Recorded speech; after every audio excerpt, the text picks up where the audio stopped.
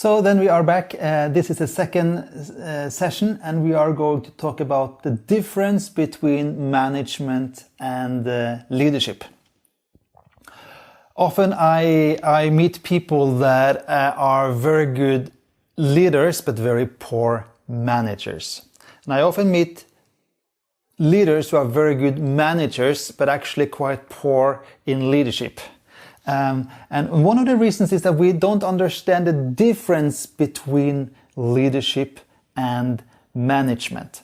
And I'm just going to spend the next minutes explain the difference between these two things, because you can be a very good leader but being poor in management.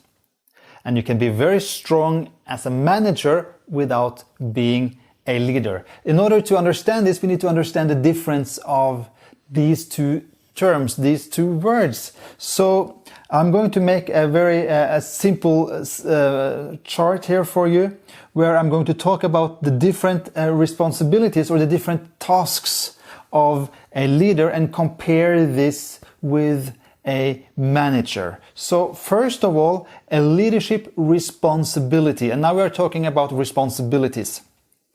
Leadership responsibilities is always to share vision plus help people into it. So it's always a leadership responsibility to share the vision and to help people move in that direction. A manager's responsibility is planning. While a leader shares the vision, he gets the vision, it's a manager's responsibility to plan the vision. And that's two different things. It's a leadership responsibility always to share values. And it's to live it. A leader always needs to live what he preaches. So to share the values, in order to do so, you need to live the values yourself. Plus help people into it.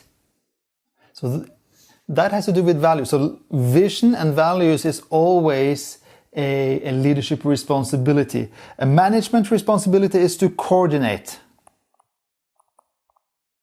To coordinate activity according to the values. Leadership responsibility is always to define culture.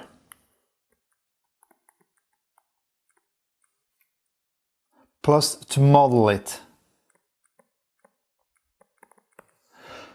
What is a culture? Well, culture is the amount of things we do. It's how we do things. It's how we greet people, how we are showing hospitality. It's how we make decisions. It's how we basically operate together. And an organization will always have a culture.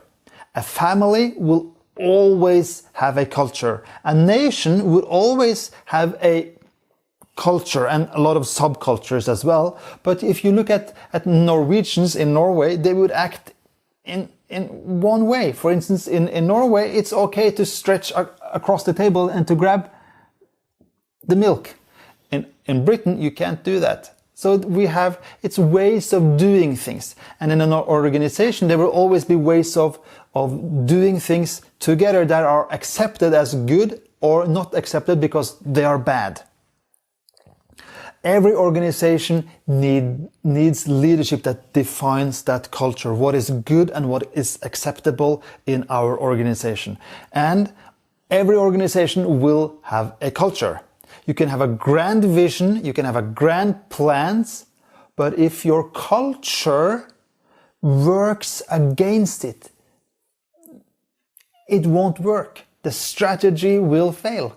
So it's always a leadership responsibility to define that culture. How do we receive one another? How do we treat one another? Is it, for instance, easy in my organization to admit I was wrong? If it isn't, if if it's very difficult to admit I was wrong, maybe that is because the leaders never have admitted they were wrong. What if in a church or in an organization everyone is very busy? They don't have time to talk to one another. They're just running from things to things and place to place, and people feel lonely. Why? Well, maybe because the leaders are very busy.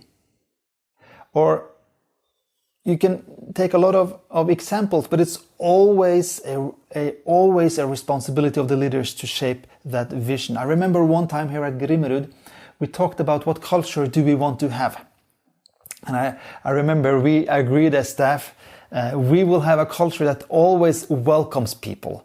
So whenever we decided whenever there are people in the dining hall that are new at Grimmerud or people you don't know, please go up and greet them. Take out your hand and say, present yourself and say, welcome to Grimmerud, good to see you, hope you enjoy your stay.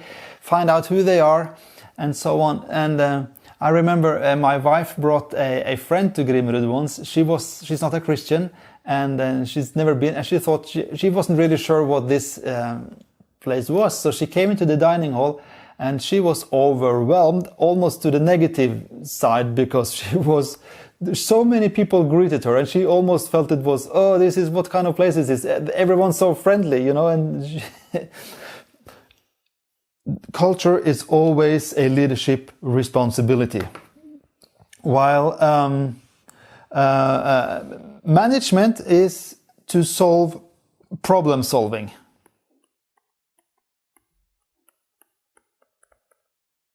Conflict resolution.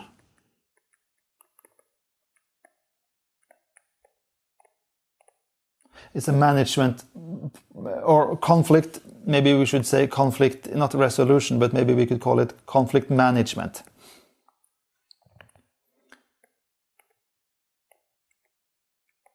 To handle the conflicts that may occur. It's always a leadership responsibility to assure alignment. There is always a chance that we are drifting away from the original word of the Lord. We're drifting away from culture. We're drifting away from vision. Drifting happens very slowly. You don't notice it at first. But then when you have drifted enough over enough time, you understand that, hey, I was supposed to go there, but I'm actually ending up here. So all the time you need to be aware as a leader, I need to align back to the original plan, the original purpose that God gave us. Or maybe not the original, depends on, but what has God spoken to us? What kind of culture did we agree to have? What kind of values do we have? Sometimes it's easy to draft, and then there's always a leadership responsibility to align us back into the foundational thinking. Management responsibility is accountability.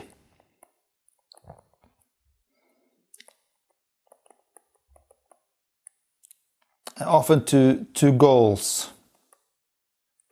What goals have we decided? What are the objectives for this year? And it's a manager's responsibility to make sure that we are accountable to those and to see that we are actually getting there. A leadership responsibility is always leadership development. So to develop, that's always a leadership responsibility. I've met leaders sometimes that are saying, hey, I wish I could do this, or I wish I could do that, but I don't have people to play with. I don't have staff. I don't have people. Can you send me people? There are often a reason why that is happening. It's because they haven't understood as leaders that it's their responsibility to actually grow and develop for leadership to happen, to take in young people and to develop them, to train them. So leadership development, leadership training cannot be delegated to someone else.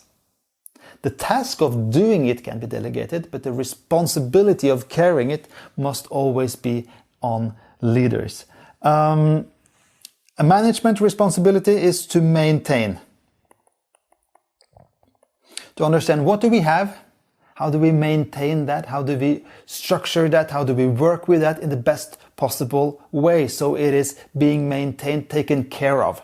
Maintenance is always a manager's responsibility.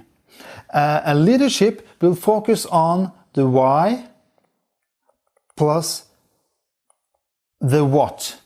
What are we doing? But more important is, why are we doing it? We need to understand why we do things. It's not a manager's role to secure that let's say at the YWAM base, it's the staff need to understand why are we doing things. The manager's role is to understand the how. How are we doing it? Plus, when are we doing it? Well, especially how. When can also be a leadership issue, though, because it has to do with priorities. We're going to look at that. But the most important thing is that the leadership understands why and makes sure that people around them understand the why. Management is how are we doing it? And draw people into the how, which is, accountability, maintaining, problem solving, conflict management, to coordinate, to plan. It's all to do with the how. If you look at the why, share the vision gives the answers to the why. The values also gives the answer to the why. Define the culture to a certain degree also provides the answer, the answer to the why, and so on. There's to allocate resources.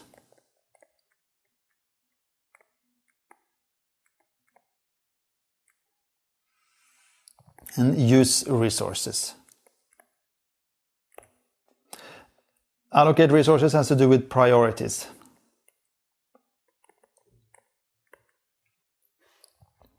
Well, isn't that a manager who should prioritize? Yeah, manager is absolutely prioritizing, but on the big picture thinking, it's a leadership responsibility to say yes or to say no. We are going in this direction, and if we are going in this direction, it means that we cannot go in that direction. It's a leadership responsibility to say, because we are going in this direction, we need to use our resources in that direction. And then it's a management's responsibility to actually assure that we are using the resources we do have into that direction. So you see, the leadership is proactive.